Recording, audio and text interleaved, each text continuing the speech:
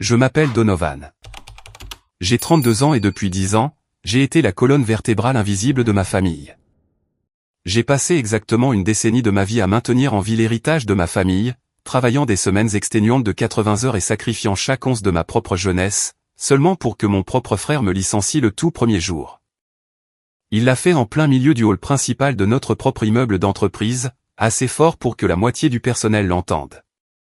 Pendant que je sécurisais méticuleusement une fusion de 7 milliards de dollars pour sauver notre héritage d'un effondrement financier total, mes parents m'ont dit de rester à ma place et de m'effacer pour que leur garçon en or puisse enfin porter la couronne.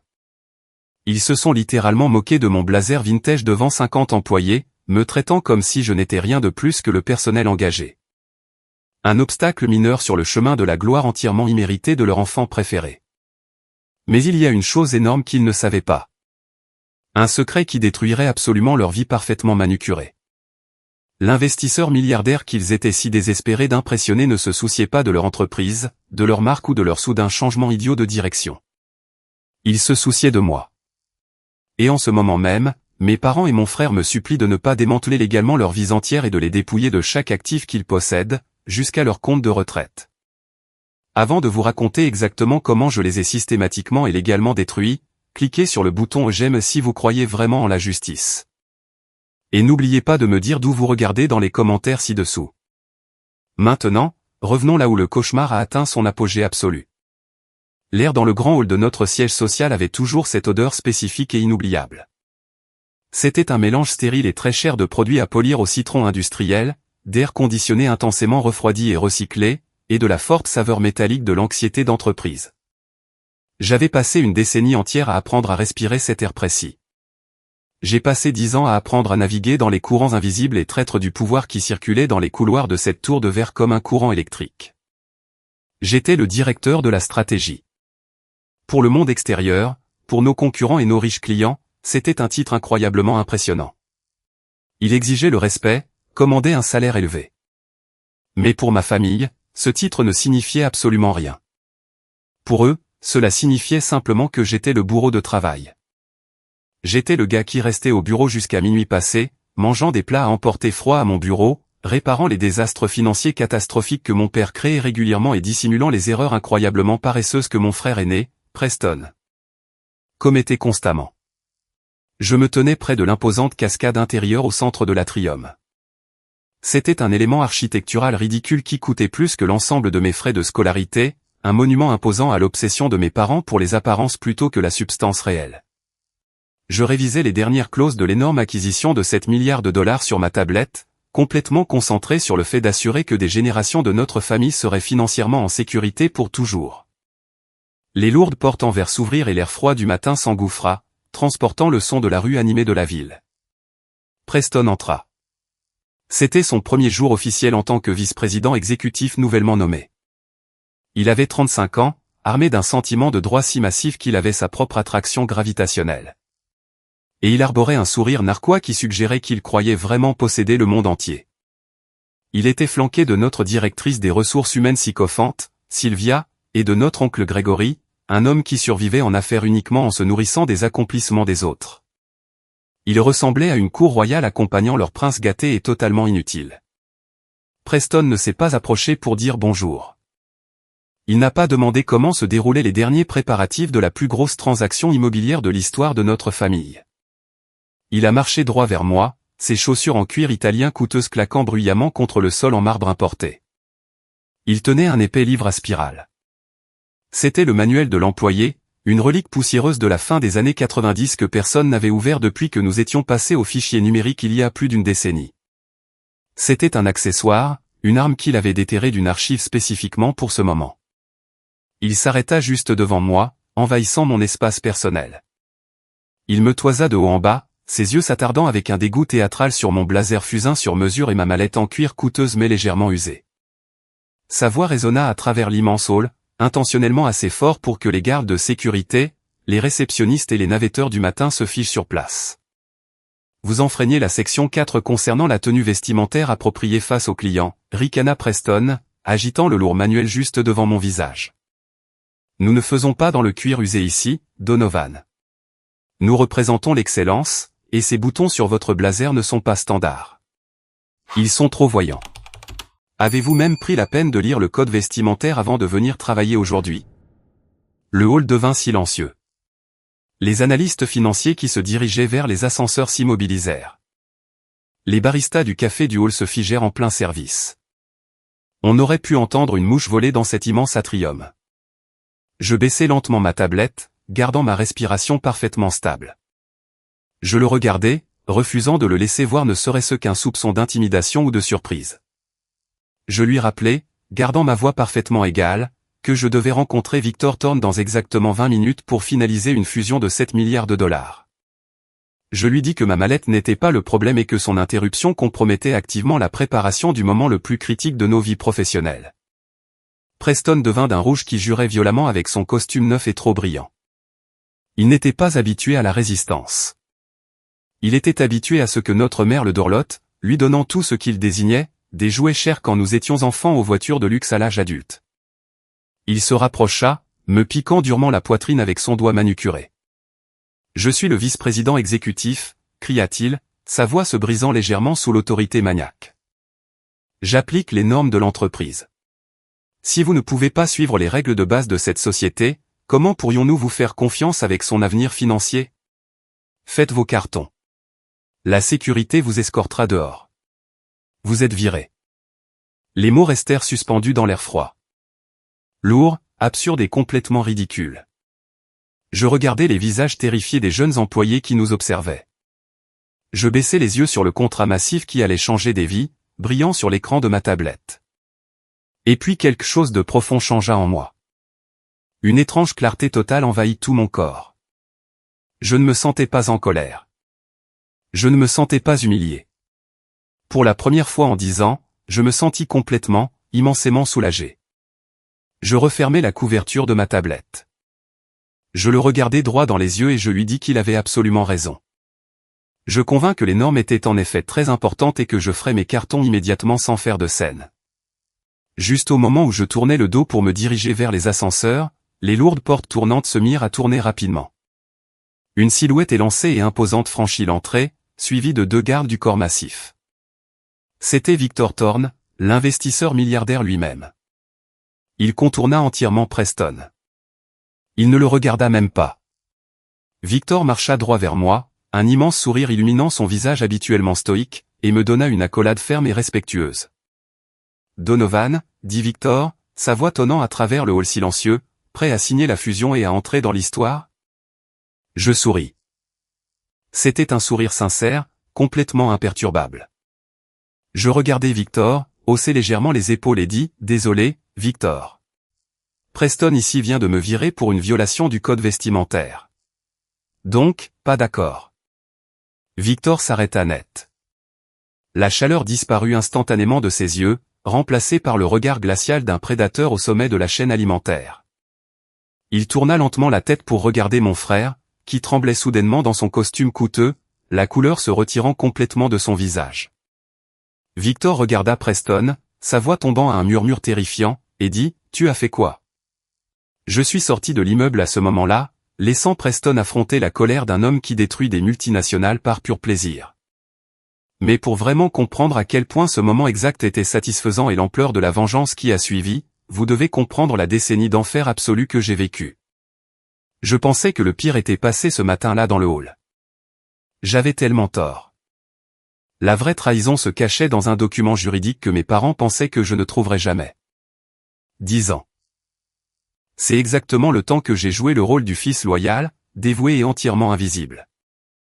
Notre entreprise familiale, une société immobilière commerciale de taille moyenne, était lourdement endettée, avec des actifs toxiques et une gestion absolument terrible.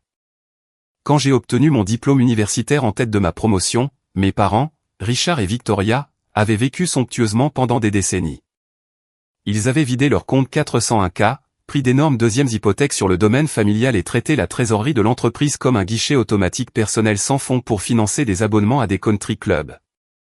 Des vacances de luxe sur la côte d'Azur et des galas philanthropiques ridicules juste pour faire paraître leur nom dans les journaux de la haute société locale. Lorsque le marché immobilier a changé et que les banques sont venues frapper à la porte avec des avis de saisie, ils ont paniqué. Ils m'ont supplié de rentrer à la maison.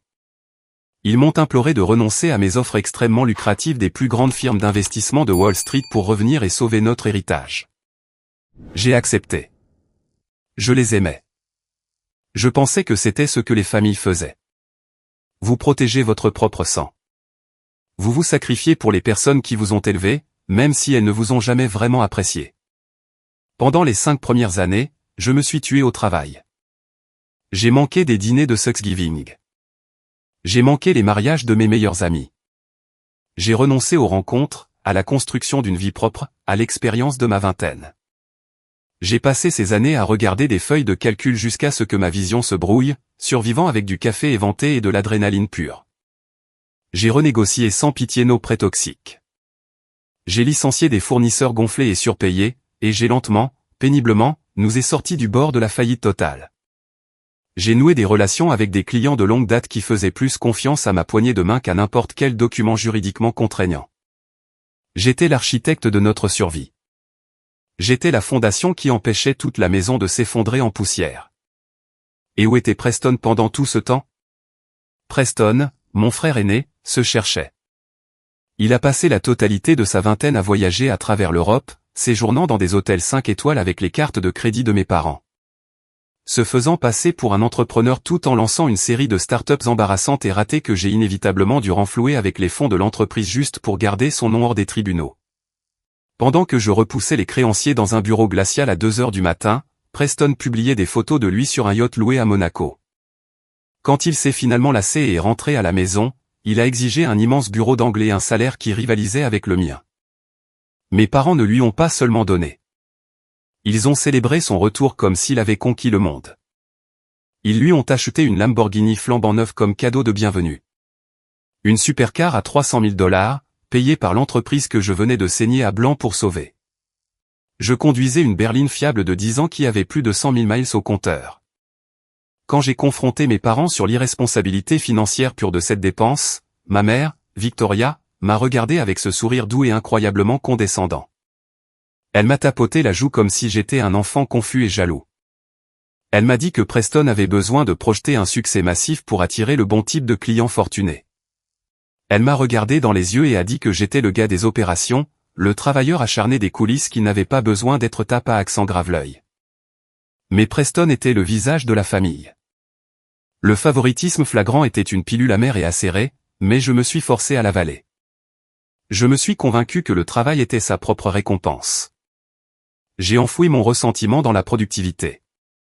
Le test ultime de mon endurance et le prétendu sommet de ma carrière sont survenus lors des négociations avec Victor Thorne. Victor était une véritable légende dans le monde de la finance. Il dirigeait une énorme holding et cherchait à acquérir un portefeuille immobilier robuste pour ancrer son nouveau projet de développement urbain de plusieurs milliards de dollars. J'ai passé 9 mois angoissants à courtiser son équipe. J'ai pris des vols de nuit à travers le pays pour rencontrer ses avocats au milieu de la nuit. J'ai structuré un accord si juridiquement impeccable, si financièrement parfait, qu'il était considéré comme un chef-d'œuvre de synergie d'entreprise. Une évaluation de 7 milliards de dollars. Cela sécuriserait en permanence l'immense richesse de ma famille pour les générations à venir. Je pensais vraiment que c'était mon moment. Je pensais que mes parents me regarderaient enfin, reconnaîtraient la décennie de sang et de sueur que j'avais versée dans leur compte et diraient que j'étais suffisant. Je pensais qu'ils me verraient enfin comme un égal. La trahison ultime a eu lieu à Thanksgiving, quelques semaines seulement avant la signature finale. Nous étions tous assis autour de l'immense table à manger en acajou du domaine de mes parents. L'argenterie antique était polie jusqu'à un éclat de miroir. Les verres en cristal étaient remplis de vin outrageusement cher, et l'atmosphère était festive. Je venais d'annoncer fièrement que Victor Thorne avait verbalement accepté toutes nos conditions, et que nous signerions officiellement la semaine suivante. Mon père se leva, levant son verre de cristal. Je sentis une immense fierté monter dans ma poitrine. Je pensais qu'il allait porter un toast à mon travail acharné. Il fit teinter son verre avec une fourchette en argent et annonça bruyamment que pour honorer ce bond monumental en avant pour notre entreprise, lui et ma mère avaient décidé de nommer officiellement Preston vice-président exécutif de toute l'entreprise. De plus, Preston serait celui qui dirigerait la cérémonie de signature finale avec Victor Thorne et Preston prendrait en charge l'intégration des 2 sociétés après la fusion. J'étais assis là, complètement paralysé. Le vin cher avait soudain un goût de cendre amère dans ma bouche. Je regardais Preston de l'autre côté de la table, qui souriait comme s'il venait de gagner à la loterie, savourant les applaudissements de notre famille élargie. Je regardais ma mère. Je lui demandais, ma voix calme mais tremblante de rage contenue, pourquoi Preston s'attribuait le mérite de 9 mois de mon travail incessant et épuisant. Ma mère n'a même pas scié. Elle ajusta gracieusement son collier de diamants, me regarda sans aucune empathie et dit que Victor Thorne avait besoin de voir une hiérarchie familiale forte et traditionnelle. Elle dit qu'il était culturellement inconvenant pour le frère cadet de surpasser l'aîné dans les contextes d'entreprise publique. Elle me dit d'arrêter d'être égoïste, d'être un joueur d'équipe et de me souvenir de ma place dans la structure familiale. Le vrai coup de poignard, cependant, celui qui a rompu ma loyauté de façon permanente, est venu 3 jours plus tard. Je cherchais un document fiscal historique spécifique dans l'immense bureau à domicile de mon père quand je suis tombé sur une épaisse enveloppe manie scellée de Benjamin, notre principal conseiller juridique de la famille. L'onglet du dossier indiquait « Restructuration des capitaux propres et transfert de patrimoine ». Je l'ai ouvert, les mains tremblant légèrement, un nœud se formant au fond de mon estomac. C'était un transfert juridiquement contraignant d'actions de la société. Mes parents avaient secrètement autorisé le transfert de 15% des actions avec droit de vote de la société directement au nom de Preston. Les actions provenaient entièrement du pool de réserve exécutif, le pool même qui m'avait été légalement promis dans mon contrat comme bonus de performance pour avoir sauvé l'entreprise de la faillite. Ils volaient activement mon héritage. Ils volaient les capitaux propres que j'avais bâtis de mes propres mains, les millions de dollars que j'avais gagnés simplement pour soutenir mon frère paresseux et incompétent afin que le conseil d'administration respecte son nouveau titre fabriqué. J'ai confronté ma mère ce soir-là dans la grande cuisine. J'ai jeté violemment les documents juridiques sur le comptoir en marbre. J'ai exigé de savoir comment elle pouvait faire ça à son propre fils. Je lui ai dit que j'avais sacrifié ma jeunesse, ma santé et mon avenir pour cette famille. Pendant que Preston ne faisait absolument rien, Victoria ne s'est pas excusée. Elle n'a pas pleuré. Elle n'a pas montré une seule once de culpabilité maternelle. Elle m'a regardé avec des yeux froids et calculateurs. Elle a croisé les bras, s'est appuyée contre le comptoir et a prononcé une phrase qui résonnera violemment dans mon esprit jusqu'au jour de ma mort. Elle a dit, « Ton frère a besoin de ses capitaux propres pour que le conseil d'administration le respecte. Tu es le cadet, Donovan. Subir une petite perte financière pour le bien de l'image de la famille est ton devoir. Si tu ne peux pas gérer ça, si tu vas être aussi avide, peut-être que tu n'as pas ta place dans la haute direction. » C'est à ce moment précis que le fils aimant et merveilleux est mort en moi. La loyauté s'est complètement évaporée, laissant derrière elle un vide froid, tranchant et terrifiant. J'ai réalisé à ce moment-là que je n'étais pas un fils pour eux. Je ne l'avais jamais été. J'étais un outil, un atout à exploiter, à vider et à jeter au moment où cela devenait gênant pour le récit de leur enfant en or. Je n'ai pas crié. Je n'ai pas fait de caprice. J'ai calmement ramassé les papiers, hoché la tête en silence et suis sorti de la maison. Je suis monté dans ma voiture et j'ai conduit jusqu'à un parking vide et calme surplombant la ligne d'horizon de la ville. J'ai serré le volant jusqu'à ce que mes jointures deviennent complètement blanches, le cuir craquant sous la pression. Ma propre mère, ma propre chair et mon propre sang. Il voulait prendre tout ce que j'avais construit et le donner à un homme qui ne savait même pas lire un bilan d'entreprise de base. J'ai sorti mon téléphone et composé un numéro privé hautement sécurisé. Ce n'était pas la ligne de l'entreprise. C'était le téléphone portable direct non répertorié de Victor Thorne. Victor a répondu à la deuxième sonnerie. Je n'ai pas mâché mes mots. Je n'ai pas édulcoré le dysfonctionnement. Je lui ai dit exactement ce que ma famille prévoyait. J'ai exposé leur incompétence financière extrême, leur besoin désespéré d'argent pour maintenir leur style de vie, et leur plan idiot d'installer Preston à la tête de la nouvelle entité fusionnée. Victor a écouté dans un silence absolu et terrifiant. Quand j'ai finalement fini de parler, il m'a posé une question simple qui a changé ma vie. Il m'a demandé ce que je voulais faire à ce sujet. Je lui ai dit que je voulais tout brûler et le reconstruire de la bonne manière, sans eux. Victor a gloussé, un son sombre, bas et dangereux qui a grondé dans le téléphone. Il m'a dit de les laisser jouer leur jeu. Il m'a demandé de continuer comme si de rien n'était, de laisser Preston se pendre avec sa propre corde. Et puis Victor a exposé une contre-stratégie si brillante, si absolument dévastatrice sur le plan juridique. Cela m'a littéralement coupé le souffle. Je pensais savoir à quel point le monde de l'entreprise pouvait être incroyablement froid et brutal. Je n'avais aucune idée de ce qui était vraiment possible jusqu'à cette nuit-là. Et la vraie tempête était sur le point d'éclater. Le matin de la signature, le jour exact où j'ai été officiellement licencié dans le hall, était un mardi. Le ciel était d'un bleu clair et vif, entièrement déconnecté de la violente tempête qui couvait dans ma poitrine. Je suis arrivé au bureau extrêmement tôt, avant que le soleil ne se soit complètement levé. Le bâtiment me semblait fondamentalement différent maintenant. Il ne ressemblait plus à une seconde maison. Il ressemblait à un territoire ennemi, un endroit que j'avais fortifié pendant des années seulement pour que les portes soient ouvertes aux barbares par ma propre famille. À 8h30 précise, Preston est arrivé. J'ai regardé depuis la mezzanine du 2e étage alors qu'il garait son odieuse Lamborghini vert citron juste devant le trottoir. Se garant illégalement dans la voie des pompiers, jetant les clés au voiturier comme s'il montait sur un plateau de tournage hollywoodien, il s'est pavané dans le hall flanqué de Sylvia des RH et de notre oncle Grégory. Grégory était le genre d'homme qui vous tapoterait chaleureusement le dos tout en cherchant simultanément l'endroit le plus tendre entre vos côtes pour y planter un couteau. Il formait un trio pathétique de pouvoir immérité, marchant pour revendiquer une victoire qu'il n'avait absolument rien fait pour mériter. Je savais exactement ce qu'il prévoyait. Il devait établir une domination absolue dès le premier jour. Ils avaient besoin que tout le bâtiment, chaque employé, sache que Preston était le nouveau roi et que j'étais complètement soumis à ses caprices.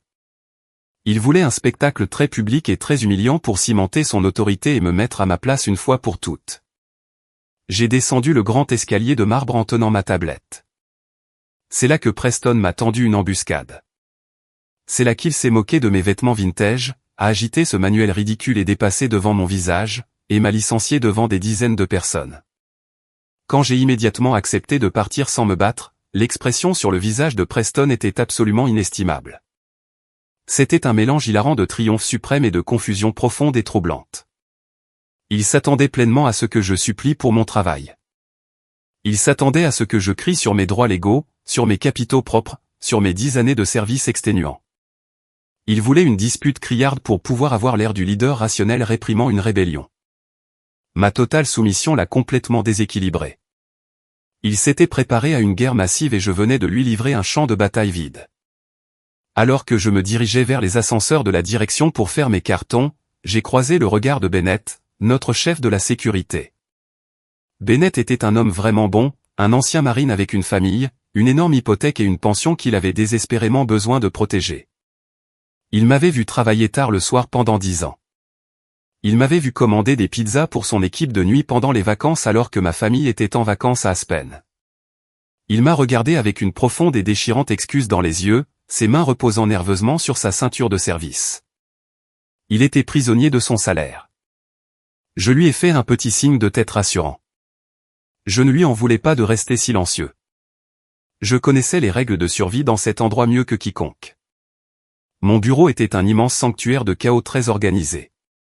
Mon assistante, Clara, se tenait parfaitement immobile près de mon bureau. Elle serrait une pile de dossiers confidentiels contre sa poitrine, son visage pâle comme un fantôme, des larmes coulant sans relâche sur ses joues. Clara était farouchement loyale. Elle était la seule personne dans le bâtiment qui savait vraiment comment la machine fonctionnait. Elle connaissait chaque nuance de l'accord Thorne. Elle connaissait les ratios de levier exacts. Elle savait où tous les cadavres financiers étaient enterrés dans les annexes profondément complexes. Donovan, murmura-t-elle, sa voix se brisant de pure panique. L'a-t-il vraiment fait? Vous a-t-il viré maintenant, aujourd'hui? J'ai gardé ma voix incroyablement douce, sortant une boîte en carton du placard à fourniture et emballant méthodiquement mes objets personnels. La photo encadrée de mon chien, le presse-papier en cristal que Victor m'avait donné. Je lui ai dit que c'était absolument vrai. Clara a complètement paniqué. Elle a commencé à hyperventiler. Elle a dit que la réunion avec Victor était dans moins d'1 heure. Elle a demandé comment diable Preston allait naviguer dans les addendums très confidentiels sur les terres du Montana. Les terres du Montana étaient mon arme secrète absolue. C'était une immense parcelle de terrain que mon grand-père avait achetée des décennies auparavant. Sur le papier, pour tout observateur occasionnel, cela ressemblait à un passif énorme, une parcelle de terre stérile qui vidait sans fin nos comptes par le biais des impôts fonciers. Mais au cours des 2 dernières années, j'avais personnellement négocié un changement de zonage très complexe avec le gouvernement local qui en avait fait le site de développement commercial le plus précieux de tout l'État. Les documents pour le changement de zonage n'étaient pas sur les serveurs principaux de l'entreprise. Ils étaient fortement cryptés et les copies physiques juridiquement contraignantes se trouvaient en toute sécurité dans mon coffre-fort personnel inifuge à mon appartement. Sans cet addendum spécifique, l'algorithme d'acquisition de Victor signalerait immédiatement l'ensemble du portefeuille immobilier comme hautement toxique et exigerait une liquidation complète. J'ai regardé Clara, qui tremblait, et j'ai souri chaleureusement. Je lui ai dit que j'étais tout à fait sûr que Preston était très capable, considérant qu'il avait un nouveau titre impressionnant et une nouvelle voiture de sport brillante. Laissez-le se sortir de là en conduisant. Je me suis assis à mon bureau, me suis connecté à mon ordinateur avec mes identifiants d'administrateur et j'ai lancé un effacement complet et irréversible de mon cache personnel, de mes communications privées et de mes disques durs locaux. Je n'ai détruit aucune propriété de l'entreprise. Je n'ai enfreint aucune loi. J'ai simplement supprimé mon empreinte intellectuelle personnelle. Les cartes cruciales dont ils avaient besoin pour naviguer dans le labyrinthe traître de cet accord de 7 milliards de dollars étaient entièrement dans ma tête. Laissez le garçon en or s'en sortir en utilisant les fichiers obsolètes sur le serveur principal. J'ai mis mon manteau, pris ma boîte en carton et suis sorti du bâtiment. Je n'ai pas regardé en arrière une seule fois, mais mon téléphone a vibré violemment dans ma poche avant même que j'atteigne le bout de la rue. C'était un SMS très urgent de Clara. Donovan, je suis tellement désolé. Je n'ai pas pu l'arrêter. Derek vient de donner à Preston vos mots de passe maître. Je me suis arrêté de marcher instantanément. Le bruit fort et chaotique de la rue de la ville s'est complètement estompé, remplacé par un bourdonnement aigu dans mes oreilles. Derek, notre directeur financier. J'avais personnellement embauché Derek il y a 5 ans alors qu'il était noyé sous des dettes personnelles écrasantes, faisant face à un divorce brutal, luttant pour la garde de ses enfants et sur le point de perdre sa maison. Je l'ai mentoré. J'ai lutté bec et ongles contre le conseil d'administration pour lui obtenir sa promotion et une augmentation de salaire massive. Je lui faisais implicitement confiance avec ma vie et ma carrière. Et le voilà, remettant immédiatement les clés du royaume à la seconde où le vent a tourné. Derek savait exactement ce qui se passait. Il savait que si Preston prenait le contrôle, le pool massif de bonus de direction de la fusion serait restructuré d'une manière qui favoriserait fortement les béni-oui-oui de la direction qui soutenait Preston. Derek a activement échangé son intégrité et sa loyauté envers moi contre une plus grande part du gâteau financier. Un nouveau SMS de Clara est apparu sur mon écran. Derek a parlé à Preston des fichiers du Montana. Ils essaient d'accéder à vos partitions de serveurs privés en ce moment. Ils veulent effacer complètement votre nom de tous les documents de jeunesse pour que Preston obtienne 100% du crédit pour toute la fusion. L'audace à couper le souffle de la trahison m'a frappé comme un coup physique lourd à la poitrine. Ce n'était plus seulement mes parents narcissiques. Ce n'était plus seulement mon frère profondément privilégié. C'étaient les personnes mêmes que j'avais activement protégées, mentorées et sauvées. Ils essayaient systématiquement d'effacer toute mon existence de l'entreprise que j'avais passé une décennie à construire. Ils voulaient réécrire l'histoire pour faire croire que je n'avais jamais compté. J'ai pris une longue et profonde bouffée d'air froid de la ville. La colère brûlante qui couvait en moi depuis 10 ans s'est complètement évaporée, laissant derrière elle une résolution absolue, glaciale et chirurgicale. Ils voulaient jouer sale. Ils voulaient voler mon héritage et effacer mon nom. Ils n'avaient absolument aucune idée qu'ils venaient de marcher droit dans un énorme piège d'acier qui était sur le point de se refermer violemment sur leur cou. J'ai renvoyé un SMS à Clara, mes pouces volant sur l'écran. Laisse-les essayer. Les fichiers ne sont pas là. J'ai complètement éteint mon téléphone et les glissé dans ma poche. Je devais laisser le silence terrifiant faire son travail. Je devais leur faire sentir la panique monter lentement dans leur gorge alors qu'ils réalisaient l'ampleur de leur propre incompétence. La tempête avait officiellement commencé, et j'allais savourer pleinement de les voir s'y noyer. Mais d'abord, je devais me rendre à une réunion très spécifique. À 10 heures ce matin-là, le siège de l'entreprise devait être en train de sombrer rapidement dans une folie absolue et totale. Je pouvais facilement imaginer la scène pathétique se déroulant au 42e étage de la direction. Preston transpirant abondamment à travers sa chemise en soie à $2000, hurlant violemment au département informatique de contourner les protocoles de sécurité que j'avais conçus pour être impénétrables. Derek, le directeur financier traître, cliquant frénétiquement dans des dossiers numériques vides, le sang se retirant de son visage alors qu'il réalisait que la poule aux œufs d'or qu'il pensait avoir capturée avec succès était en fait une bombe à retardement très destructrice. Je ne suis pas rentré chez moi pour me morfondre ou pleurer. J'ai marché 2 pâtés de maison dans la rue animée et je suis entré dans un café haut de gamme et extrêmement calme qui se trouvait juste en face de l'immense façade en verre de notre bâtiment d'entreprise. J'ai commandé un café noir, je me suis assis dans la cabine isolée du coin, juste à côté de la fenêtre, et j'ai regardé la tour de verre. Il n'a pas fallu longtemps pour que la gestion de crise désespérée commence. Grâce à mon réseau de contacts fidèles dans l'industrie, des informations ont commencé à arriver sur mon 2e téléphone crypté. Sylvia, la directrice des ressources humaines profondément corrompue, et mon oncle Grégory étaient déjà en mouvement, se démenant pour couvrir leurs traces. Ils ne pouvaient pas admettre au conseil d'administration qu'ils avaient licencié le négociateur principal, le seul homme qui comprenait l'accord. Le jour même de la plus grande fusion de l'histoire de l'entreprise, pour une violation fabriquée du code vestimentaire, alors ils ont tissé un mensonge énorme et hautement illégal, ils ont lancé une campagne de rumeurs vicieuses. Un email très confidentiel a été envoyé aux partenaires principaux et aux principaux actionnaires, suggérant que j'avais été escorté de force hors du bâtiment en raison de graves irrégularités financières et d'une enquête sur une violation du devoir fiduciaire. Ils insinuaient lourdement et intentionnellement que j'avais activement détourné des fonds de l'entreprise pour financer un style de vie secret. C'était une tentative désespérée et incroyablement bâclée de contrôler le récit. Ils pensaient que s'ils traînaient mon nom dans la boue assez rapidement, s'ils me peignaient comme un criminel, personne ne remettrait jamais en question mon départ soudain et choquant, et mes parents n'auraient pas à expliquer pourquoi leur plus jeune fils avait soudainement disparu. Mais ils étaient si incroyablement concentrés sur le fait de couvrir leurs traces et de protéger l'ego fragile de Preston qu'ils n'ont pas réalisé qu'il saignait activement dans un aquarium plein de requins affamés.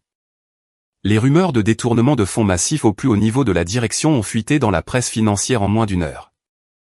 Wall Street n'aime pas l'instabilité, et il n'aime certainement pas le licenciement soudain d'un directeur de la stratégie quelques heures avant une signature de 7 milliards de dollars. L'action de notre entreprise, qui avait grimpé régulièrement pendant des mois en prévision de la fusion Thorne, a soudainement chuté brutalement, une chute rapide de 5% en 30 minutes. Des dizaines de millions de dollars de valorisation de l'entreprise complètement anéantie parce que Preston avait besoin de se sentir puissant pendant 5 minutes dans un hall. J'ai pris une lente gorgée de mon café. L'amertume riche correspondait parfaitement à mon humeur. J'ai regardé les allées et venues frénétiques de minuscules silhouettes derrière les parois de verre du 42e étage. Elles ressemblaient à de pathétiques petites fourmis se démenant aveuglément après que quelqu'un ait violemment renversé leur fourmilière. J'imagine mes parents assis dans leur country club, vérifiant leur téléphone, regardant leur valeur nette chuter en temps réel, n'ayant absolument aucune idée que leur garçon en or était celui qui tenait l'allumette. Puis, exactement comme prévu, une énorme Rolls-Royce noire de minuit glissa complètement silencieusement jusqu'au trottoir devant le café, ses vitres teintées sombres reflétant le ciel gris de la ville. La pluie venait de commencer à tomber, rendant les rues glissantes et projetant un filtre cinématographique sombre sur la ville. La lourde porte arrière s'ouvrit en douceur, et Naomi en sortit.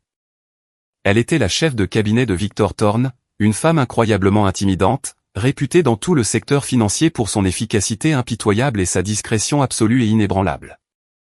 Elle tenait une mallette biométrique élégante et étanche. Elle entra dans le café, ses talons claquant sèchement, me repéra instantanément et se glissa dans la cabine en cuir juste en face de moi. Elle ne s'est pas embarrassée de politesse ou de bavardage. Elle n'a pas demandé comment je me sentais d'avoir été trahi par mon propre sang. Naomi ouvrit la mallette biométrique et fit glisser une épaisse et lourde pile de documents juridiques sur la table. Victor vous envoie ses salutations les plus chaleureuses, dit Naomi, sa voix nette et entièrement dépourvue d'émotion.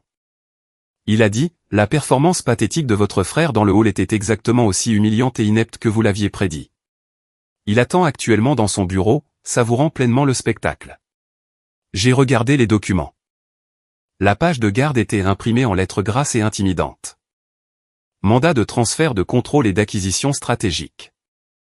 Ce n'était pas un contrat de travail standard. Ce n'était pas une offre d'emploi. C'était une arme de destruction massive financière entièrement chargée. Victor Thorne ne se contentait pas de m'embaucher.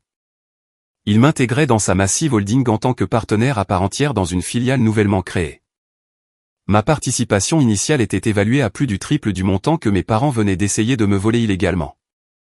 Mais infiniment plus important, ce contrat juridique spécifique me donnait une autorité absolue et totale pour gérer l'acquisition hostile de mon ancienne entreprise familiale. Ils sont actuellement en train de s'agiter dans une panique totale, dis-je à Naomi, dévissant le capuchon de mon lourd stylo en or et signant mon nom sur la ligne pointillée avec des traits délibérés et énergiques. Ils répandent activement des rumeurs de détournement de fonds pour justifier mon licenciement.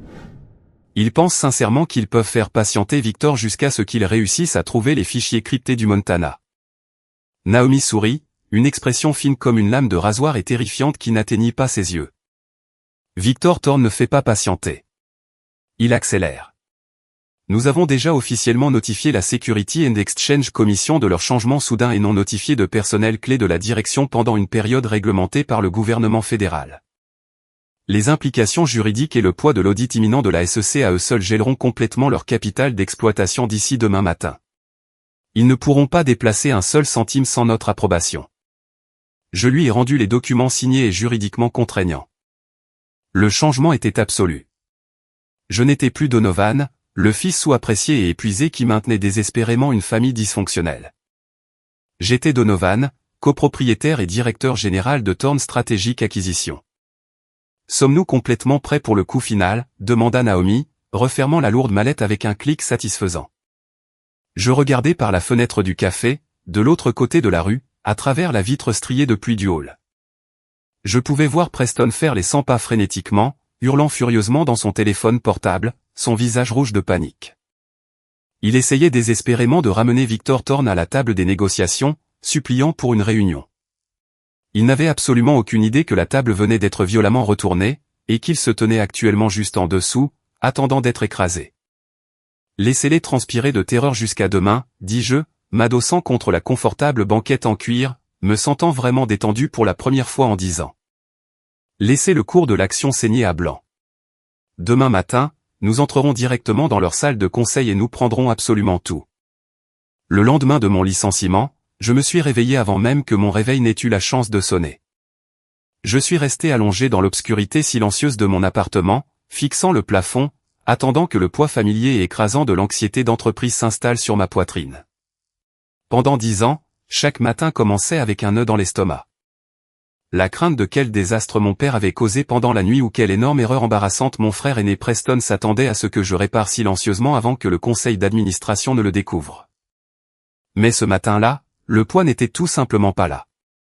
Pour la première fois en une décennie, mes poumons se sont complètement dilatés. L'air semblait incroyablement léger. Je n'étais plus l'agneau sacrificiel. J'étais l'architecte de ma propre libération absolue. Je suis sorti du lit et me suis dirigé vers mon placard. J'ai contourné les costumes gris conservateurs standards que je portais habituellement pour me fondre dans la masse et apaiser les règles strictes de mes parents sur le fait de ne pas surpasser l'héritier. Au lieu de cela, j'ai sorti un costume bleu marine flambant neuf, incroyablement élégant et sur mesure. Je l'ai associé à une chemise blanche impeccable et à une cravate en soie qui commandait une autorité absolue. Je m'habillais pour un enterrement d'entreprise. L'enterrement de ma dynamique familiale profondément toxique et émotionnellement abusive. À 8h45 précises du matin, le ciel au-dessus de la ville était d'un gris ardoise lourd et contusionné, menaçant un orage massif. Le temps reflétait parfaitement la destruction imminente. J'ai franchi les portes en verre imposantes et incroyablement sécurisées du bâtiment de Thorn Strategic Acquisition. C'était un univers complètement différent du siège social tape à accent grave-l'œil, désespéré et lourdement hypothéqué de ma famille. Il n'y avait pas de cascades intérieures ridicules et criardes ici, destinées à distraire les clients d'une fondation financière en décomposition. Il n'y avait qu'une richesse générationnelle immense et silencieuse. Le hall était revêtu de chêne importé solides et sombres et d'acier brossé. Les gardes de sécurité ne ressemblaient pas à des agents de sécurité de centre commercial. Ils ressemblaient à des entrepreneurs privés hautement qualifiés. Et le silence dans l'air était épais. Le genre de silence lourd et spécifique qui vous dit que des décisions à $1 milliard sont exécutées sans faille à chaque étage au-dessus de vous. Naomi, la chef de cabinet terrifiante, efficace et brillante de Victor Thorn, m'attendait juste à côté des ascenseurs privés de la direction. Elle portait un tailleur noir impeccablement coupé, tenant un dossier en cuir lourd et immaculé contenant les contrats de rachat finaux et juridiquement contraignants. Nous sommes montés dans un silence total et confortable jusqu'à la suite du Penthouse. Victor Thorn était déjà là. Il se tenait près des immenses baies vitrées, buvant un expresso noir dans une tasse en porcelaine, regardant le quartier financier comme un général chevronné inspectant un champ de bataille qu'il avait déjà complètement conquis. Il se tourna vers moi, vérifia sa lourde montre en or vintage et fit un seul signe de tête approbateur. Le piège juridique était parfaitement tendu. Les documents étaient complètement à l'épreuve des balles. Les notifications officielles à la Security and Exchange Commission avaient été formellement déposées et horodatées électroniquement. Maintenant, nous n'avions plus qu'à nous asseoir et laisser les rats entrer volontairement dans la cage d'acier. De l'autre côté de la ville, à l'intérieur de l'immense tour de verre lourdement endetté que j'avais littéralement saigné pour maintenir pendant plus de 10 ans, une réunion d'urgence frénétique et très volatile du conseil d'administration était en cours.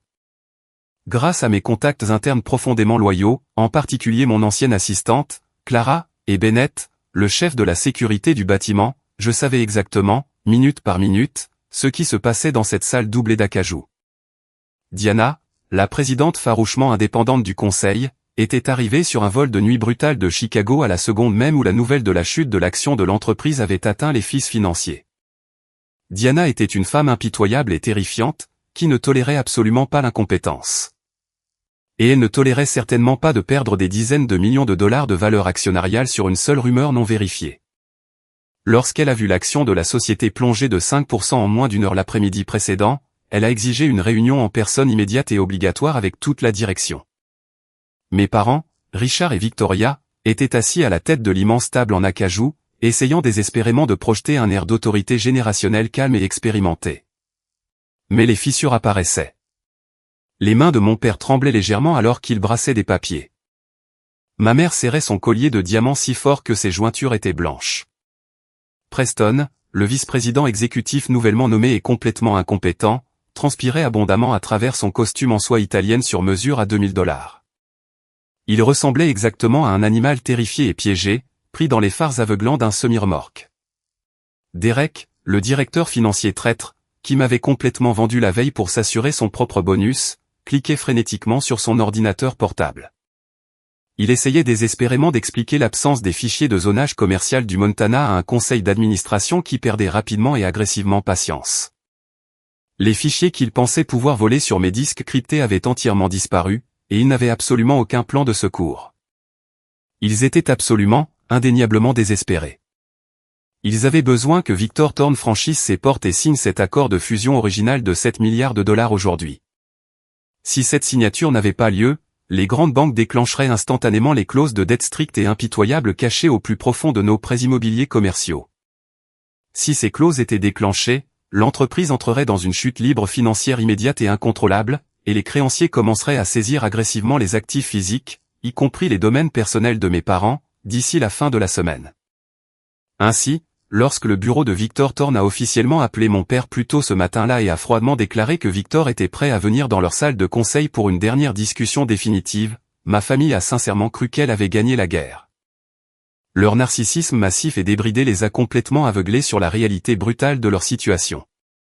Ils pensaient que leur campagne de rumeurs maladroite et hautement illégale sur mon prétendu détournement de fonds avait réellement tenu la route.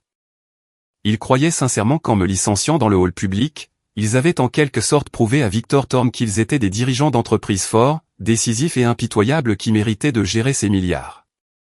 Ils ont passé leur angoissante avant la réunion à féliciter activement Preston. Selon les textos de Clara, ma mère a tapoté la main de Preston, lui disant qu'il faisait un travail merveilleux et courageux pour gérer sa toute première crise d'entreprise majeure. Mon père s'est versé un grand verre de scotch cher bien trop tôt le matin, célébrant le fait qu'ils étaient sur le point de sécuriser leur héritage financier pour toujours et d'effacer complètement et définitivement ma décennie de contribution de l'histoire de l'entreprise. Ils choisissaient pratiquement les couleurs de peinture pour leur nouvelle maison de vacances de luxe dans les Hamptons. Ils étaient complètement ivres de leur propre arrogance. À 9h30 précise du matin, les lourdes portes en chêne insonorisées de la salle de conseil de ma famille s'ouvrirent. La salle tomba dans un silence immédiat et suffocant. La pression de l'air dans la pièce sembla physiquement chuter. Victor Thorne entra le premier. Il commanda l'espace instantanément, aspirant tout l'oxygène de l'air par sa seule présence. Les membres indépendants du conseil, même les vétérans les plus chevronnés et cyniques de Wall Street, se redressèrent sensiblement sur leurs chaises en cuir coûteuse. Mon père, Richard, bondit pratiquement de son siège de direction. Il afficha un faux sourire trop enthousiaste et désespérément avide qui n'atteignit pas ses yeux paniqués et tendit avec enthousiasme sa main droite vers le milliardaire. « Victor, merci beaucoup d'être venu, dit mon père, sa voix dégoulinant d'une confiance forcée et d'un désespoir caché. Nous savons que la journée d'hier a été un peu chaotique avec les changements de personnel soudains et nécessaires, mais comme vous pouvez le constater, notre nouveau vice-président exécutif, Preston, a tout complètement et totalement sous contrôle. Nous avons aplani les petites difficultés et nous sommes entièrement prêts à finaliser les documents et à aller de l'avant avec ce partenariat historique et mutuellement bénéfique. Victor Thorne ne prit pas la main tendue de mon père. Il laissa Richard debout, sa main pendant maladroitement et humiliante dans le vide pendant 5 longues et insupportables secondes. Victor le fixa simplement avec des yeux aussi froids, sombres et impitoyables qu'un lac gelé à minuit. Il passa finalement devant mon père, ignorant complètement son existence, et s'assit à l'extrémité opposée de la table incroyablement longue, prenant le siège traditionnel de l'autorité suprême dans la pièce. « Je ne suis pas venu seul, Richard, » dit Victor, sa voix incroyablement profonde résonnant sèchement dans la pièce tendue et silencieuse. C'était mon signal exact. Je franchis le seuil, les lourdes portes en chêne se refermant silencieusement derrière moi. Je me tenais droit dans mon nouveau costume, tenant fermement le lourd dossier en cuir sous mon bras. Je ne ressemblais pas au fils épuisé, surmené et cherchant désespérément l'approbation qu'ils avaient nonchalamment et cruellement rejetée dans le hall à peine 24 heures plus tôt. Je ressemblais à un homme qui possédait tout le bâtiment. Je ressemblais à un homme qui tenait toute leur existence financière, leur héritage et leur liberté dans la paume de sa main. La réaction de ma famille fut instantanée, viscérale et incroyablement satisfaisante à observer. Preston halta bruyamment, un son pathétique, aigu et incroyablement faible. Il recula littéralement, ses chaussures très cirées glissant sur le tapis jusqu'à ce que son dos heurte le tableau blanc en verre. Derek, le directeur financier poignardeur, laissa physiquement tomber son stylo plume coûteux. Il claqua incroyablement fort contre la table en bois poli, roula sur le bord et tomba sur le sol. On aurait dit qu'il venait de voir un fantôme tenant une assignation à comparaître. Ma mère, Victoria, agrippa le lourd bord en bois de la table à 2 mains. Ses jointures devinrent instantanément blanches comme un os. Sa mâchoire tomba littéralement de choc pur et non adultéré. Elle me regarda, puis Victor, puis de nouveau moi. Son cerveau court-circuitait complètement alors qu'il essayait de traiter l'image impossible devant elle. Mais fidèles à leur nature profondément toxique, fidèles au manuel narcissique implacable qu'ils avaient suivi toute ma vie, ils ont immédiatement essayé de manipuler le récit pour se protéger. Ils ne pouvaient tout simplement pas comprendre la réalité que j'étais là, dans une position de pouvoir suprême et inébranlable. Leurs égos ne le permettaient pas. Ils ont automatiquement supposé que Victor Thorne m'avait traîné là par le col pour me forcer à leur présenter des excuses. Ou pire, ils pensaient que j'avais pathétiquement supplié Victor de servir de médiateur pour une trêve familiale afin que je puisse ramper à genoux pour récupérer mon ancien travail. Donovan, dit ma mère, brisant le lourd silence. Sa voix dégoulinait d'une déception maternelle fausse et incroyablement écœurante. Elle regarda Victor Thorne, essayant immédiatement de jouer la carte de la victime qu'elle aimait tant utiliser. Victor, je suis vraiment désolé que vous deviez assister à cette perturbation.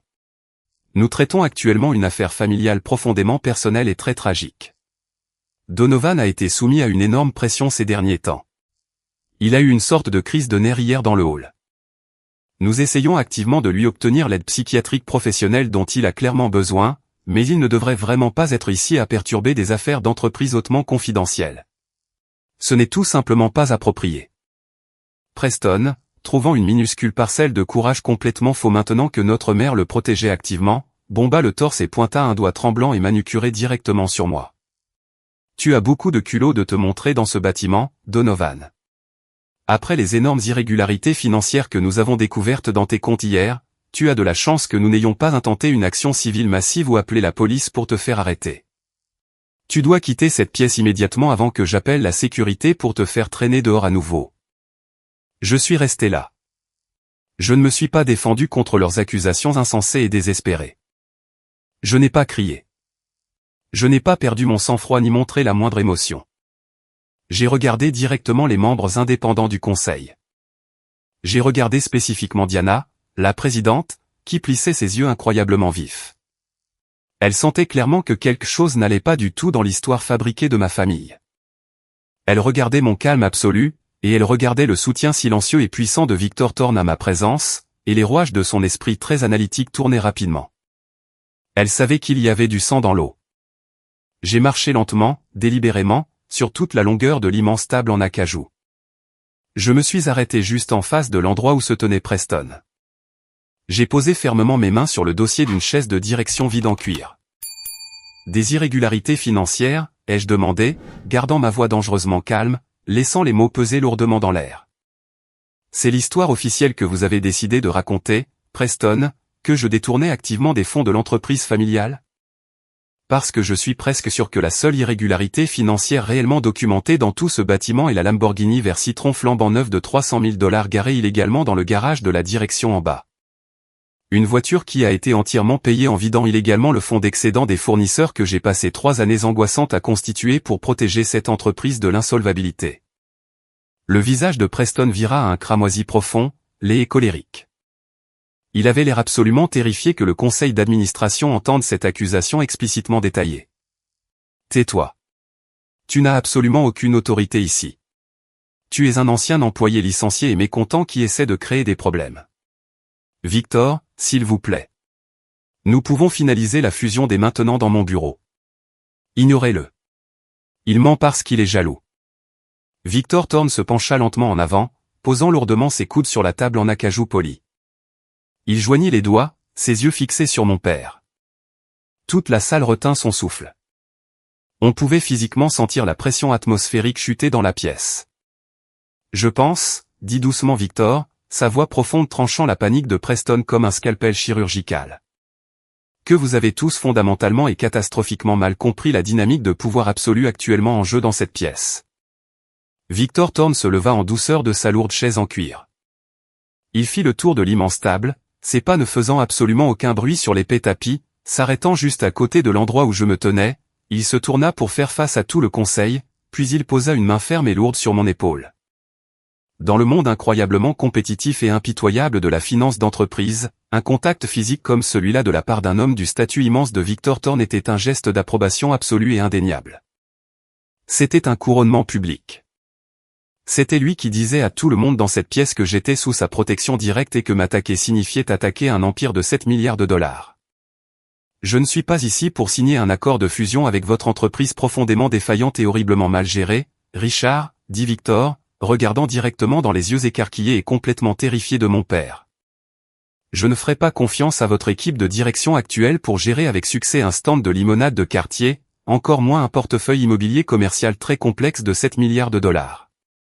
Je suis venu ici aujourd'hui pour une seule et unique raison.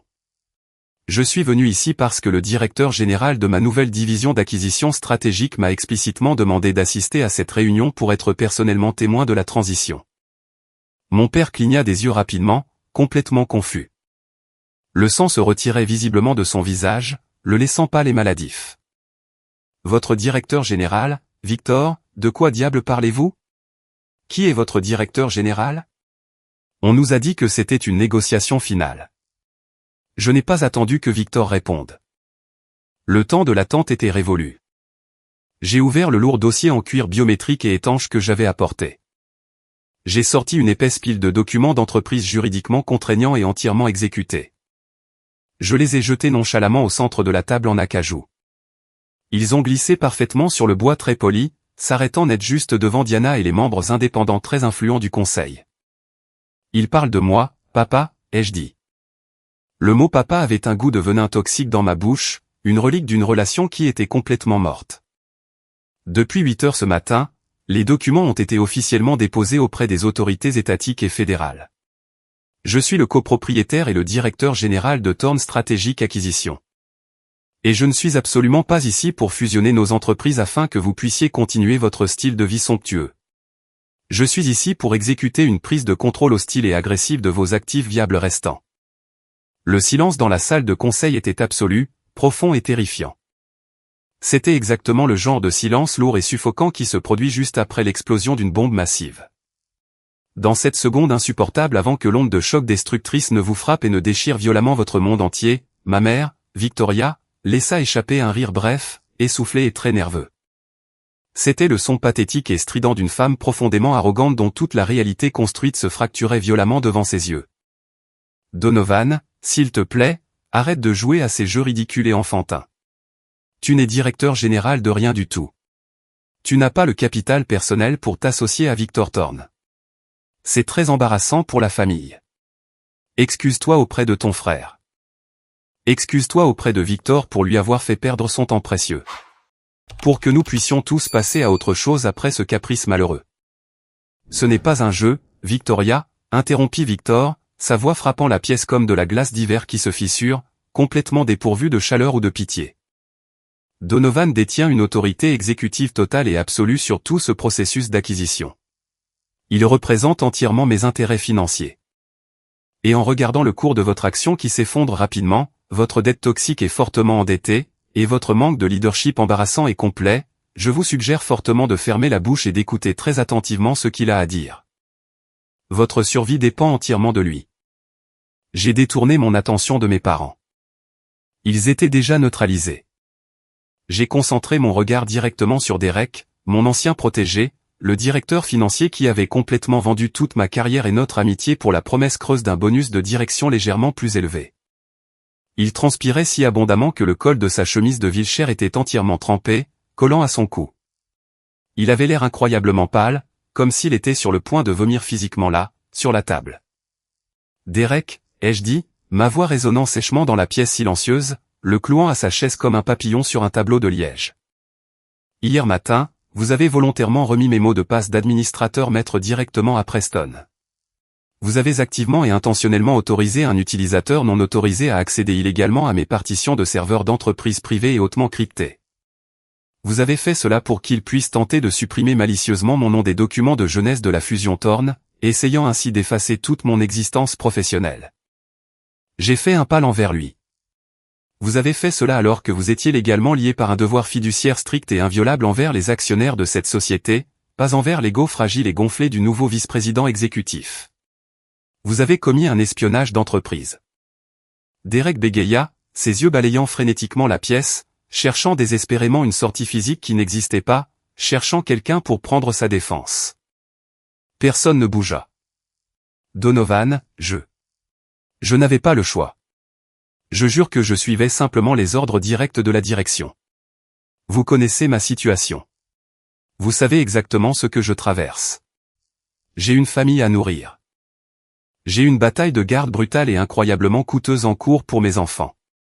J'ai besoin de mon salaire pour payer mes avocats. Si je n'avais pas fait ce que Preston demandait, il a menacé de me virer. Je ne voulais pas m'impliquer dans un conflit familial. Tu t'es impliqué à la seconde même où tu as consciemment choisi la cupidité d'entreprise plutôt que la loyauté de base et la stricte conformité légale, ai-je lancé, ma voix montant en volume, commandant complètement l'espace.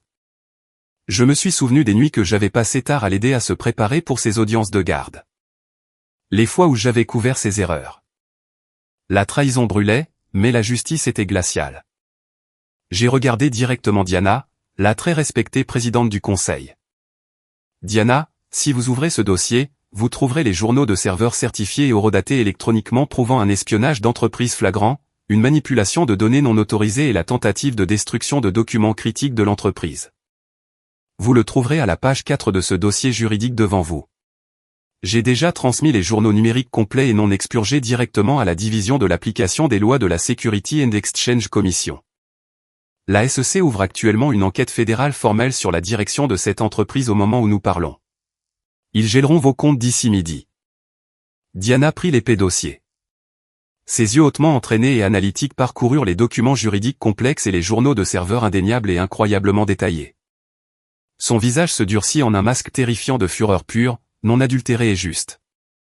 Elle regarda lentement mon père, les yeux pleins de dégoût, puis tourna son regard mortel vers Preston. « Est-ce vrai ?» exigea Diana, sa voix cinglante comme un fouet. Avez-vous accédé illégalement à des fichiers d'entreprise cryptés, et avez-vous ensuite menti de manière flagrante à ce conseil d'administration sur le détournement de fonds de Donovan pour couvrir un licenciement abusif et hautement illégal? Avez-vous exposé toute cette entreprise à une responsabilité fédérale massive juste pour protéger votre ego? Preston a complètement paniqué. La façade mince et fragile du dirigeant confiant et puissant s'est complètement brisée en 1 million de morceaux. Il s'est effondré juste devant tout le conseil. Sa vraie nature pathétique exposée aux yeux de tous. Il accumulait des biens de l'entreprise, a crié Preston, sa voix montant dans l'hystérie. Il cachait malicieusement les addendums de zonage commercial du Montana. Il a essayé de saboter activement mon premier jour en tant que vice-président pour me faire paraître mauvais. C'est un traître. Il voulait que j'échoue. J'ai souri. C'était un sourire froid et incroyablement prédateur. C'était le sourire d'un homme qui avait déjà gagné la guerre et qui regardait simplement l'ennemi brûler ses propres navires. Je n'ai rien caché à l'entreprise, Preston.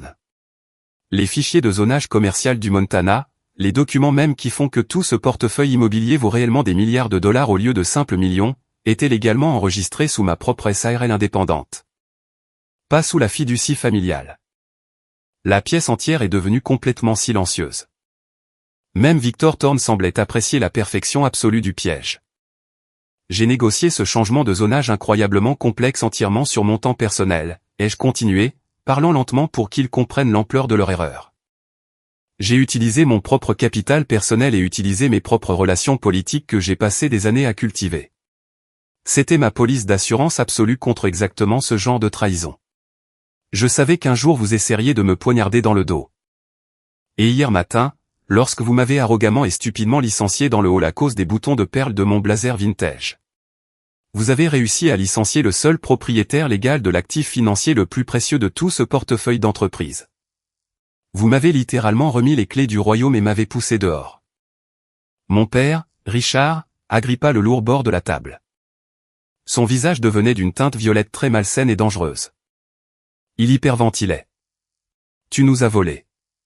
Tu as caché des actifs massifs. Cette terre du Montana appartient à l'héritage familial. Elle nous appartient. Tu as un devoir moral envers cette famille. Héritage, ai-je ri, un son dur et sans humour, secouant la tête de pur dégoût absolu. Tu veux vraiment me parler d'héritage, Richard? Parlons d'héritage. Parlons des 15% de capitaux propres avec droit de vote que toi et maman avez secrètement et illégalement transférés directement au nom de Preston la semaine dernière. Mes parents se figèrent. Ils pensaient que ce secret était complètement enterré. Parlons des capitaux propres exacts qui m'étaient légalement promis par contrat dans mon accord d'emploi comme bonus de performance pour avoir sauvé cette entreprise de la faillite totale il y a 5 ans, ai-je dit, ma voix vibrant de 10 ans de rage réprimée. Vous avez volé mes capitaux propres. Vous avez volé mes économies, l'argent pour lequel j'ai saigné, la jeunesse que j'ai sacrifiée simplement pour acheter le respect artificiel du conseil pour un fils en or qui est entièrement, à couper le souffle, incompétent. Vous n'avez pas seulement brisé ma confiance en tant que parent. Vous n'avez pas seulement blessé mes sentiments. Vous avez commis une fraude d'entreprise flagrante et passible de poursuite. J'ai frappé le plat de ma main violemment sur la table en acajou. Le son incroyablement fort a résonné dans la pièce comme un coup de feu, faisant sursauter Preston qui a physiquement bondi de sa chaise et s'est recroquevillé. Alors, voici la réalité brutale et indéniable de votre situation financière actuelle, ai-je dit, ma voix tranchante comme un couteau dentelé, exposant la destruction absolue de leur empire. Vous n'avez pas d'actifs au Montana. Vous avez une enquête fédérale massive et active de la SEC qui vous souffle dans le cou. Le cours de votre action est actuellement en chute libre absolue et les grandes banques rappelleront indéniablement vos prêts commerciaux massifs et surendettés d'ici vendredi après-midi lorsqu'elles liront les nouvelles de l'audit fédéral. J'ai sorti une seule feuille de papier impeccable du fond du dossier et les poussé lentement, délibérément, vers le centre exact de la table, la laissant reposer devant Diana. Ceci est une offre de rachat formelle et non négociable directement de Thorne Strategic Acquisition. Nous proposons de racheter les actifs viables restants et fortement endommagés de cette entreprise pour exactement 10 centimes par dollar. C'est une prise de contrôle hostile dans tous les sens du terme. Vous signez ce document et me vendez absolument tout dès maintenant. Ou vous déclarez la faillite totale de l'entreprise d'ici lundi matin. Si vous choisissez la faillite, vous perdez personnellement votre immense domaine, vos voitures de luxe, vos abonnements au country club et chaque centime caché dans vos comptes de retraite offshore. La parole est à vous. La salle de conseil a instantanément éclaté dans un chaos absolu et terrifiant. C'était un effondrement complet et spectaculaire de l'élite de l'entreprise. Des années de mensonges soigneusement construits, de faux prestiges et de manipulations financières extrêmes se sont toutes effondrées en quelques secondes. Diana, la présidente du conseil farouchement indépendante, n'a pas hésité une seule seconde. Elle avait un devoir fiduciaire légal strict de protéger les maigres restes de la valeur actionnariale, et elle savait reconnaître un navire en train de couler. Elle avait survécu dans le monde de l'entreprise américain en étant impitoyable. Et en ce moment, ma famille était un passif énorme. Elle a frappé sa main à plat sur la table, ses lourdes bagues en or claquant bruyamment contre le bois, faisant immédiatement taire les cris de panique qui se chevauchaient dans la pièce. Elle a tourné son regard intense et furieux directement vers mon père. « Richard, » dit Diana, sa voix dégoulinant de venin absolu et de dégoût professionnel. À compter de ce moment précis, vous et votre femme êtes officiellement dépouillés de vos droits de vote exécutif et immédiatement retirés du conseil d'administration, en attendant le résultat de l'enquête fédérale de la SEC. Vous avez complètement et irréversiblement compromis l'intégrité de cette entreprise. Elle n'a même pas attendu sa réponse balbutiante et paniquée avant de tourner son attention mortelle vers mon frère. Preston hyperventilait, essuyant la sueur de son front. « Preston, vous êtes viré », déclara Diana en le pointant du doigt. « Avec effet immédiat pour faute grave. Vous ne recevrez pas un seul centime de votre indemnité de départ. La sécurité vous escortera hors du bâtiment. Ne touchez pas à votre ordinateur. Ne faites pas de carton. Partez. » Elle se tourna ensuite vers le directeur financier et Derek, « Vous êtes suspendu sans solde. De plus, le conseil retiendra les services d'un conseiller juridique externe pour intenter une action civile massive contre vous personnellement pour violation grave du devoir fiduciaire. Espionnage d'entreprise et participation active à une dissimulation. » Preston a complètement perdu la tête. La réalité terrifiante de la perte de son pouvoir immérité, de son titre prestigieux et de son salaire massif, le tout en l'espace de 5 minutes, a entièrement brisé sa psyché fragile et narcissique. Il s'est mis à crier, faisant une crise de colère physique vraiment enfantine et pathétique en pleine salle de conseil, tapant des pieds comme un bambin à qui on a refusé un jouet.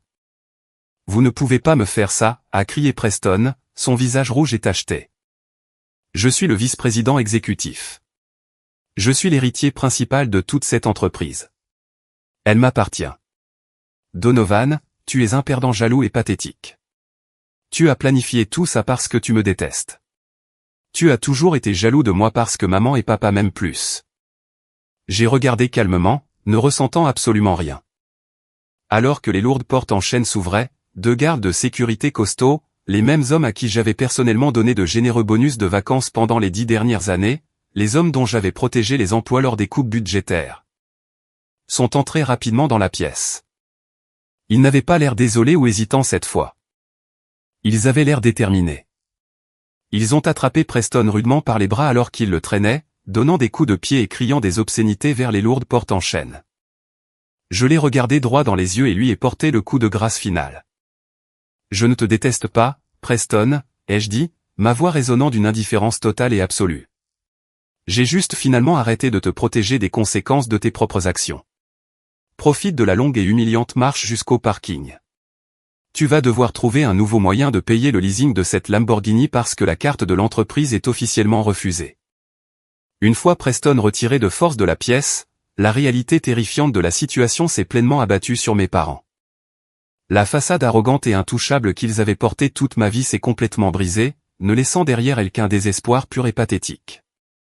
Les figures de la haute société riche avaient entièrement disparu, remplacées par 2 personnes âgées terrifiées réalisant qu'elles étaient sur le point de perdre tout ce qu'elles appréciaient dans le monde, leur statut et leur argent.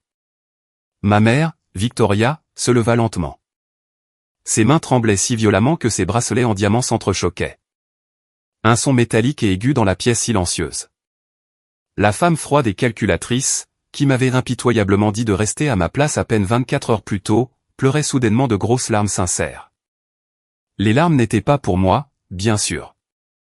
Elles étaient pour sa pauvreté imminente. Elle fit frénétiquement le tour de la grande table, ses talons claquant sur le sol, tendant les 2 mains pour m'agripper fermement le bras. « Donovan, s'il te plaît » supplia-t-elle, sa voix se brisant, abandonnant complètement sa fierté et sa dignité devant tout le conseil et Victor Thorne. « S'il te plaît, mon chéri, écoute-moi. Tu es notre fils, notre chair et notre sang. Tu ne peux pas faire ça à ta propre famille. Si nous vendons l'entreprise pour 10 centimes par dollar, nous perdons le domaine familial. Nous perdons absolument tout ce que nous avons construit. Nous n'aurons plus rien pour vivre notre retraite. Les banques prendront les maisons à Aspen et dans les Hamptons. Mes amis au club, ils se moqueront de nous. Nous pouvons arranger ça, Donovan. Je te le promets, nous pouvons arranger ça tout de suite. Nous pouvons te rendre ton salaire énorme. Nous pouvons te donner une énorme promotion. Tu peux être le PDG de toute l'entreprise. Déchire simplement ce papier de rachat, s'il te plaît, pour ta mère qui t'a donné la vie. J'ai regardé ses mains manucurées, agrippant la manche de mon nouveau costume cher. Ses ongles s'enfonçaient dans mon bras. J'ai cherché dans mon cœur, dans les parties les plus profondes de mon âme, une parcelle d'empathie, une minuscule goutte d'amour familier, ou même un soupçon d'hésitation. Je n'ai absolument rien ressenti. Le puits émotionnel était complètement, définitivement à sec. Ils avaient brûlé le pont. Salé la terre et maintenant ils s'attendaient à ce que j'en construise un nouveau juste parce qu'ils se noyaient dans la rivière qu'ils avaient créée. J'ai doucement mais très fermement retiré ses mains de mon bras et j'ai fait un pas délibéré en arrière, établissant une frontière physique et émotionnelle qui ne serait plus jamais franchie. Tu ne te souciais pas de mon avenir financier quand tu as illégalement volé mes capitaux propres pour acheter le faux titre de Preston, ai-je dit, ma voix calme mais incroyablement aiguë, perçant à travers ses fausses larmes. Tu ne te souciais pas de ma dignité professionnelle quand tu es resté là et que tu as laissé Preston m'humilier malicieusement et me licencier dans le hall devant les gens que j'avais mentorés. Tu ne te souciais pas de ma santé mentale quand tu t'attendais à ce que je travaille 80 heures par semaine pendant qu'il était en vacances à Monaco. Tu ne te soucies de moi que maintenant parce que ton énorme chéquier est soudainement vidé que les banques appellent ton téléphone portable. Tu as fait ton choix, Victoria. Tu as choisi ton garçon en or. Tu as choisi les apparences plutôt que la loyauté. Maintenant, tu dois vivre dans la maison en ruine et en faillite qu'il a construite.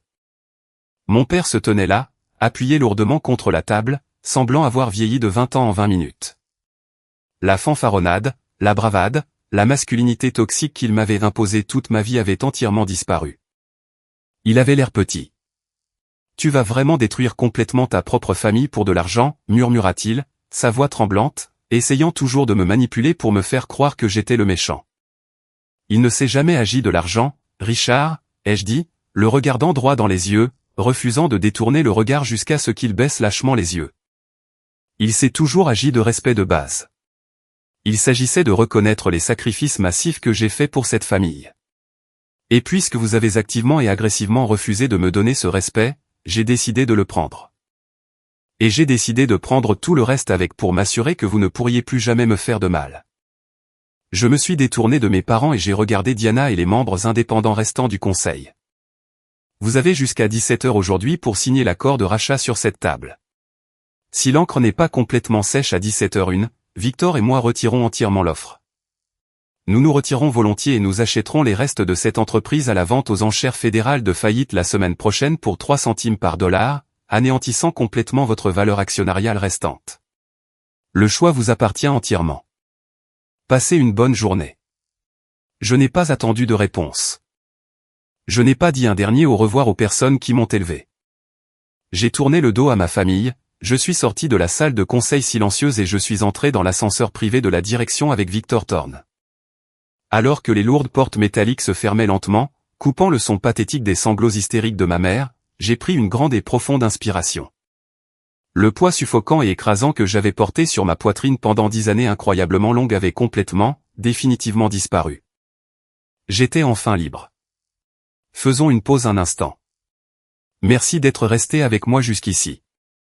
Vous êtes vraiment incroyable. S'il vous plaît, aidez-moi en aimant la vidéo et en commentant le chiffre ainsi dessous pour que je sache que vous avez été avec moi jusqu'à ce point. Non seulement cela aide plus de gens à découvrir cette histoire, mais cela me fait aussi savoir que mes expériences signifient quelque chose pour quelqu'un. Votre soutien est la plus grande motivation pour moi de continuer à partager le reste de ce voyage. 6 mois se sont écoulés depuis ce jour explosif et incroyablement transformateur dans la salle de conseil de l'entreprise. Ce fut indéniablement le semestre le plus incroyablement paisible, hautement productif et véritablement joyeux de toute ma vie. Je suis actuellement assis dans mon immense nouveau bureau d'angle chez Thorne Strategic Acquisition. La vue panoramique sur la ligne d'horizon de la ville est absolument à couper le souffle. Mais honnêtement, ce que j'aime le plus dans ce bureau, c'est la paix absolue et ininterrompue. Il n'y a pas de cris toxiques dans le couloir. Il n'y a pas de manipulation émotionnelle cachée dans les emails quotidiens. Il n'y a pas de couverture pour des parents incompétents et profondément privilégiés qui pensent que les règles ne s'appliquent pas à eux. Nous fonctionnons strictement sur le mérite, une loyauté intense et un travail acharné réellement mesurable. La toute première chose que j'ai faite lorsque j'ai officiellement pris mes fonctions de directeur général a été de faire venir Clara de l'ancienne entreprise pour être ma nouvelle directrice des opérations d'entreprise. J'ai instantanément doublé son salaire précédent, lui ai donné des avantages sociaux de direction complets et de premier ordre, et j'ai personnellement mis en place un fonds d'études collégiales très généreux et entièrement financé pour ses 2 jeunes enfants. Elle a mérité chaque centime de cette compensation en étant la seule personne incroyablement courageuse qui est restée à mes côtés, a pleuré pour moi et a essayé de m'avertir lorsque le navire coulait activement sous la direction de Preston. Elle s'épanouit absolument maintenant et dirige tout mon étage opérationnel avec une brillance absolue et inégalée. Quant à ma famille profondément toxique, les retombées financières et sociales ont été exactement aussi brutales, rapides et impitoyables que je leur avais promis. Le conseil d'administration indépendant, confronté à une annihilation financière totale et à une responsabilité personnelle massive de l'enquête de la SEC, a signé l'accord de rachat à 16h55 précise cet après-midi-là. Ils ont à peine respecté la date limite. Dès que l'encre a été sèche, Victor et moi avons agi avec une précision chirurgicale. Nous avons dépouillé l'entreprise familiale jusqu'à ses fondations. Nous avons intégré en douceur les actifs immobiliers très rentables, en particulier mon projet de zonage commercial du Montana, dans le portefeuille mondial massif de Victor. Et nous avons liquidé sans pitié et efficacement le reste des départements gonflés et mal gérés. Sans le salaire d'entreprise massif et immérité et les comptes de dépenses d'entreprise sans fin et sans contrôle, le style de vie somptueux et factice de mes parents s'est effondré violemment et publiquement en quelques semaines. Les grandes banques, sentant le sang dans l'eau, ont immédiatement saisi le domaine familial massif lorsqu'ils n'ont pas pu effectuer les paiements hypothécaires exorbitants et fortement endettés. Ils ont été contraints de vendre aux enchères publiques les meubles anciens, la collection de bijoux chers et lourdement assurés de ma mère et leurs abonnements à des country clubs d'élite juste pour payer la montagne massive de dettes personnelles et de frais juridiques qu'ils avaient accumulés en se défendant lors de l'audit de la SEC. La dernière fois que j'en ai entendu parler par le bouche à oreille social, ils ont été contraints de déménager dans un condo de 2 chambres très modeste et complètement générique dans une banlieue de classe moyenne loin des limites de la ville.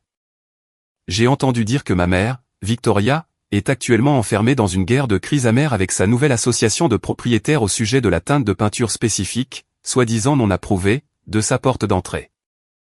C'est une existence convenablement mesquine et incroyablement petite pour une femme qui croyait sincèrement qu'elle gouvernait le monde depuis son piédestal de la haute société.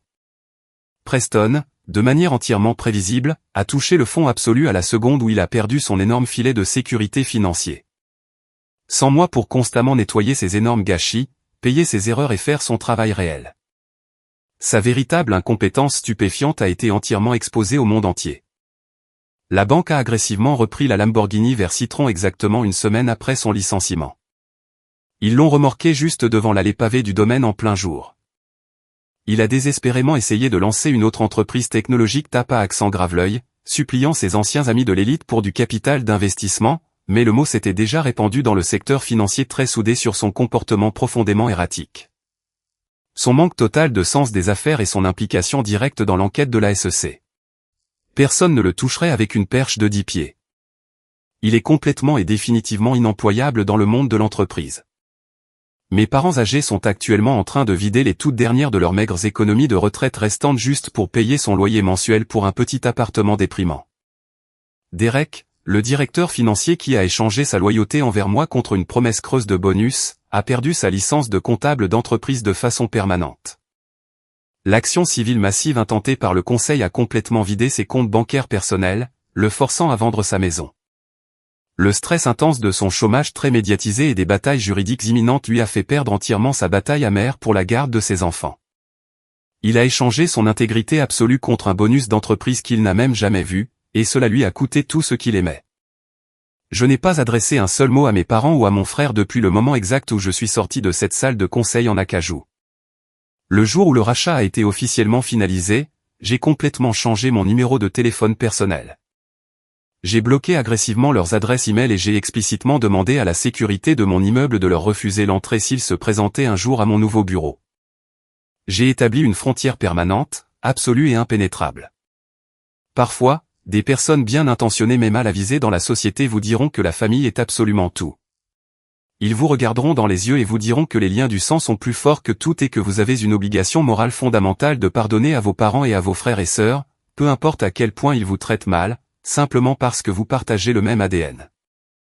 Je suis ici aujourd'hui pour vous dire que c'est un mensonge profondément toxique et incroyablement dangereux qui ne sert qu'à maintenir les victimes piégées dans des cycles sans fin d'abus et de manipulation.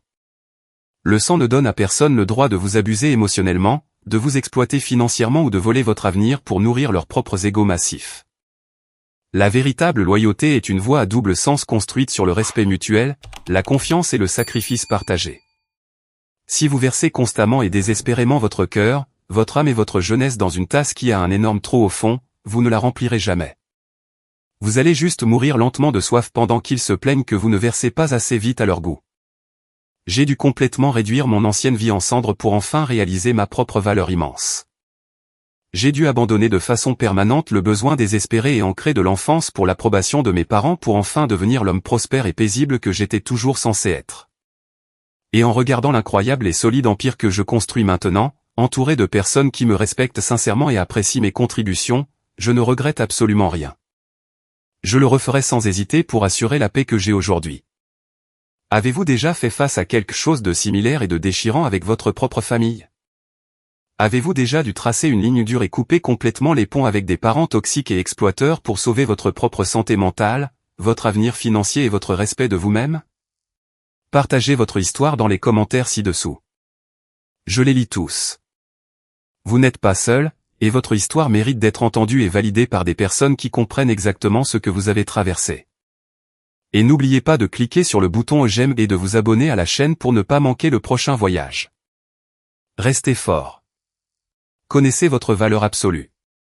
Et ne laissez jamais personne vous dire que vous n'êtes que le personnage secondaire de leur film. Vous êtes l'auteur de votre propre destin.